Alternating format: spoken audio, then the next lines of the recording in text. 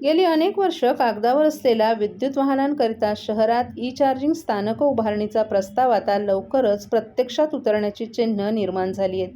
Charging स्थानकांसाठी पालिका प्रशासनानं 19 जागा अंतिम करत या प्रकल्पासाठी निविदा काढली आहे.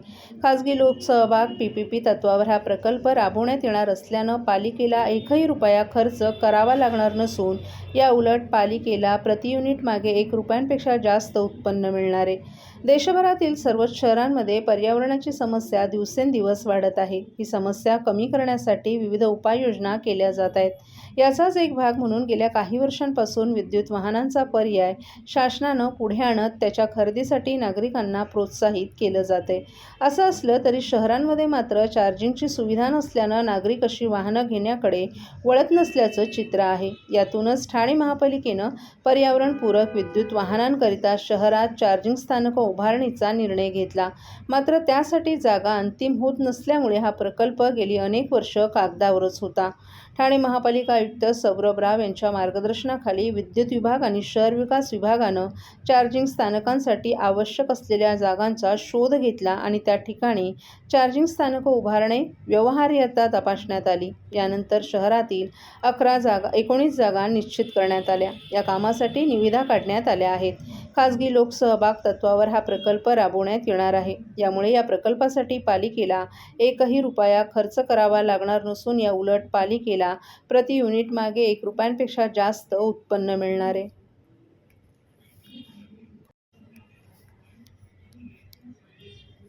पुणे मुंबईसह राज्यात दोन्ही राष्ट्रवादींच्या विलिनीकरणाची चर्चा सुरू असतानाच आज ठाण्यात दिवंगत उपमुख्यमंत्री अजित पवार यांच्या अस्थिकलश दर्शन कार्यक्रमात शरद पवार गटाचे आमदार जितेंद्र आव्हाड आणि अजित पवार गटाचे नजीब मुल्ला यांनी संवाद साधत गळाभेट घेतली. त्यामुळे लवकरच दोन पक्ष एकत्र येतील असा कयास कार्यकर्ते बांधू लागलेत. एकमेकांकडे न पाहता निघून जाणारे राष्ट्रवादी शरद पवार गटाचे नेते आमदार डॉ. जितेंद्र आव्हाड आणि अजित पवार राष्ट्रवादी गटाचे नजीब मुल्ला हे अजित पवार यांच्या अस्थिकलश दर्शनाच्या निमित्तानं एकत्र आले. दोघांनीही दादांबरोबरच्या आठवणींना उजाळा दिला.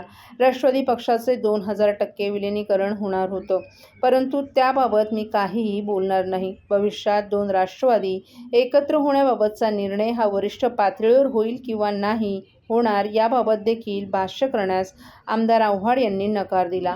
अजित पवार यांच्यासारखा तात्काळ निर्णय घेणारा नेता 40 वर्षात पाहिला नाही. त्यांची प्रशासनावर मजबूत पकड होती. त्यांच्यासारखा नेता पुन्हा होणार नाही. त्यांच्या जाण्यानं राज्याचं मोठं नुकसान झाल्याचंही आमदार आव्हाड यांनी सांगितलं. खरं तर वरच्या पातळीवरती हा विषय सोडवावा. मला काय माहिती आहे हे मी बोलणं हे मला माझ्या स्वभावात बसत नाही. विलिनीकरण होणार होतं हे 2000% सत्य आहे. आता ह्याच्यावरती कोणाचं काय ह्याच्यावरती चर्चा करणं मला योग्य वाटतं.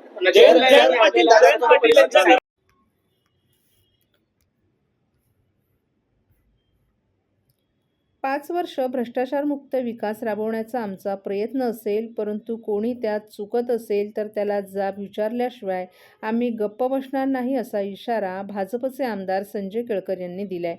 आज उपमहापौरपदी भाजपचे कृष्णा पाटील यांची निवड झाल्यानंतर त्यांना शुभेच्छा देण्यासाठी केळकर हे ठाणे महापालिकेत आले होते. यावेळी पत्रकारांशी बोलताना त्यांनी शिवसेना शिंदे गटाला अप्रत्यक्षपणे हा इशारा दिलाय. ठाणे महापालिका निवडणुकीत शिंदे गटानं बहुमत मिळवलं असलं तरी भाजपनं मुसंडी मारली आहे. अशातच महायुतीत जागा वाटपात कमी जागा मिळाल्यानं निवडणुकीच्या निकालानंतर पालिकेचं महापौरपद मिळावं यासाठी भाजपकडून दावा करण्यात आला होता. तसंच वेळप्रसंगी विरोधी बाकावर बसण्याची तयारी देखील भाजपनं केली होती. आता शिंदे गटासोबत सत्तेत सहभागी होत भाजपनं उपमहापौरपद आपल्याकडे घेतलं आहे. त्यातही निवडणुकीपूर्वी भाजपनं ठाणेकरांसाठी स्वतःचा जाहीरनामा सादर केला होता. तो पूर्ण करण्याचा आता आमचा प्रयत्न असणार असल्याचंही केळकर यांनी स्पष्ट केलं. एकूणच सत्तेत राहून शिंदे सेनेच्या चुकीच्या कामांना देखील विरोध केला जाणार असल्याचा इशाराही त्यांनी या निमित्तानं दिला आहे. तसंच पारदर्शी, भ्रष्टाचारमुक्त आणि योग्य दिशेनं विकास झाला पाहिजे, तो करण्यासाठी आम्ही कटिबद्ध आहोत असा विश्वासही आमदार संजय केळकर यांनी व्यक्त केलाय. अनधिकृत बांधकामांचा विषय हा सुरूच राहणार आहे. फेरीवाला धोरण का झालं नाही? फेरीवाल्यांची संख्या वाढत आहे. फुटपाथ, रस्ते व्यापलेले आहेत ते मुक्त करण्यासाठी किंबहुना त्यावर सडेतोड जाब विचारला जाणार आहे. दरम्यान सत्तेत सहभागी होत आम्ही उपमहापौरपद घेतलंय, परंतु इतर समितीबाबतचा निर्णय ह्या वरिष्ठ पातळीवर होणार असल्याची माहिती यावेळी केळकर यांनी दिली आहे. येत्या काही दिवसात यावर सविस्तर चर्चा केली जाईल. जे काही वाटप होईल ते सन्मानपूर्वक झालं पाहिजे अशी अपेक्षाही केळकर यांनी व्यक्त केली आहे. सर्व नागरिकांना आवाहन करण्यात येत आहे की सध्या डासांमार्फत पसरणाऱ्या डेंग्यू या आजाराचा प्रसार रोखण्यासाठी प्रत्येकाने पुढील प्रमाणे कार्यवाही करावी. डेंग्यू आजार एडिस इजिप्ती हा डास चावल्याने होतो. या डासांची पैदास साचलेल्या किंवा साचवलेल्या स्वच्छ पाण्यामध्ये होते. 8 दिवसांपेक्षा जास्त दिवस पाणी उघडे व साचून राहिल्यास त्यात डास अंडी घालतात. अंड्यांच्या अळ्या तयार होऊन पुढे डास तयार होतात. यासाठी आपल्या घरातील पाणीसाठे उदाहरणार्थ बॅरल्स, पिंपे, टाक्या, हौद, रांजणे इत्यादी दर आठवड्याला रिकामे करून घासून पुसून कोरडे करून पुन्हा भरावे. 1 दिवस कोरडा दिवस म्हणून पाळावा.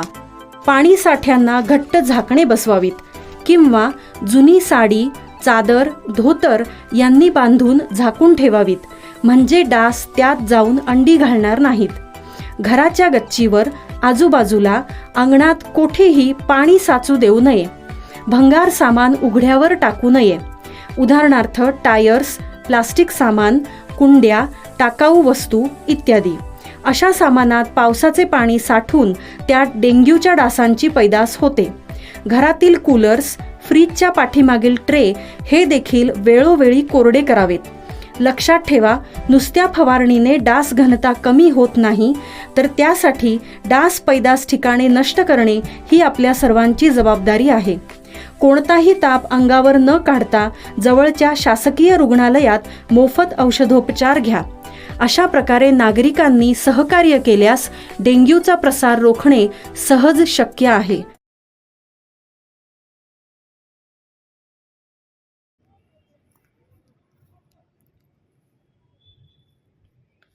प्रताप सरनाईक यांनी नुकत्याच झालेल्या राजकीय घडामोडींवर आणि ठाकरे जिल्ह्यातील शिवसेना भाजप महायुतीच्या मजबूत स्थितीवर भाष्य केले. त्यांनी नमूद केले की एकनाथ शिंदे यांनी ठाण्यात शिवसेनेची पकड घट्ट केली आहे, ज्यामुळे धर्मवीर आनंद दिघे यांच्या कार्याचा वारसा पुढे नेला जात आहे. ठाणे महानगरपालिकेत महायुतीचे महापौर आणि उपमहापौर बिनविरोध निवडले जाणार आहेत.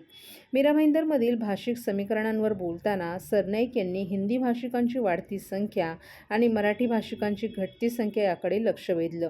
त्यांनी मराठी एकीकरण समितीवर मराठी हिंदी भाषिक वाद निर्माण करून राजकीय फायदा घेण्याचाही आरोप केलाय. त्यांच्या मते ही समिती केवळ आंदोलनं करून सामान्य जनतेला वेठीस धरते आणि शिवसेनेच्या मराठी उमेदवारांना पराभूत करण्याचा प्रयत्न करते. संजय राऊत यांनी अजित पवारांच्या संदर्भात उपस्थित केलेल्या शंकांना सरनाईक यांनी प्रत्युत्तर दिले. खुद्द शरद पवार यांनी यावर भूमिका स्पष्ट केली असून मुख्यमंत्री आणि उपमुख्यमंत्र्यांनी CID चौकशीचे आदेश दिले आहेत. राऊत केवळ प्रसिद्धीसाठी असे संशय निर्माण करत असल्याचा आरोपही सरनाईक यांनी केला आहे. आणि बातम्या देण्यासाठी ते सकाळी सकाळी जर आपला भोंगा वाजवत असेल तर सर्वसामान्य जनता आता त्या भोंग्याच्या प्रतिसादाला बिलकुल बळी पडणार नाही.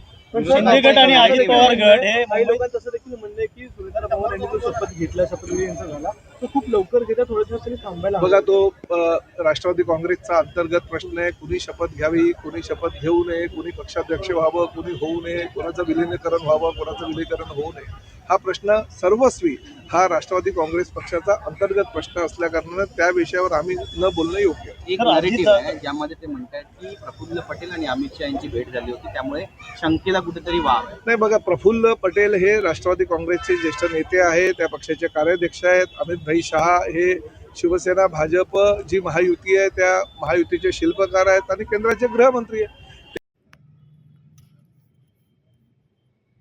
ठाणे हा शिवसेनेचाच बालेकिल्ला असल्याचं आजच्या निकालानं स्पष्ट झाल्याचं प्रताप सरनाईक यांनी अशा शब्दात विरोधकांना डिवचले. आज ठाणे महापालिकेत महापौर आणि उपमहापौर पदासाठी बिनविरोध निवड झाली. उपमुख्यमंत्री एकनाथ शिंदे यांच्या नेतृत्वाखालील शिवसेनेच्या शर्मिला गायकवाड यांची महापौरपदी निवड झाली आहे. तर उपमहापौर पदासाठी कृष्णा पाटील यांची निवड झाली आहे. या पार्श्वभूमीवर परिवहन मंत्री प्रताप सरनाईक यांनी माध्यमांशी बोलताना प्रतिक्रिया व्यक्त केली आहे. केंद्रात शिवसेना भाजपची युती आहे, तसंच राज्यातही शिवसेना भाजपची युती आहे आणि आता ठाणे महापालिकेतही आघाडी टिकून राहिली आहे. कोणी कितीही वल्गना केल्या तरी ठाणे जिल्हा शिवसेनेचाच बालेकिल्ला आहे, हे पुन्हा एकदा सिद्ध झाले असा टोला प्रताप सरनाईक यांनी लगावलाय. शिवसेनेच्या एकात्मिक सत्ता ठाणे महानगरपालिकेत ह्या राज्याचे शिवसेनेचे मुख्य नेते आणि उपमुख्यमंत्री आदरणीय एकनाथ शिंदे साहेबांनी गेल्या अनेक वर्षापासून ठाणे जिल्ह्यावर शिवसेनेची पकड ढिली होऊ दिली नाही आणि धर्मवीर आनंद दिघे साहेबांनी जो पाया रचला होता तो भक्कम करत आज ठाणे महानगरपालिकेवर त्यांनी भगवा फडकवलेला आहे. शिवसेना भाजप युतीचे महापौर आणि उपमहापौर आज विराजमान होणार आहे आणि छत्रपती शिवरायांना अर्पण करून ते आता त्या ठिकाणी पीठासीन अधिकारी आल्यानंतर त्यांची अधिकृत घोषणा होणार आहे. परंतु संख्याबळ आणि त्याचबरोबर समोर कुणीही उमेदवार नसल्याकारणानं त्यांची जी नियुक्ती आहे ती अटळ आहे आणि त्यामुळे शिवसेनेचा बालेकिल्ला ठाणे जिल्हा हा धर्मवीर आनंद दिघे साहेबांनी जो अधोरेखित केलेला आहे ते कायम ठेवण्याचं काम एकनाथ शिंदे साहेबांनी केलेलं आहे आणि त्यामुळे आज शिवसेनेचा हा भगवा आणि प्रामुख्यानं महायुतीचा भगवा ठाणे महानगरपालिकेवर झळकलेला आहे.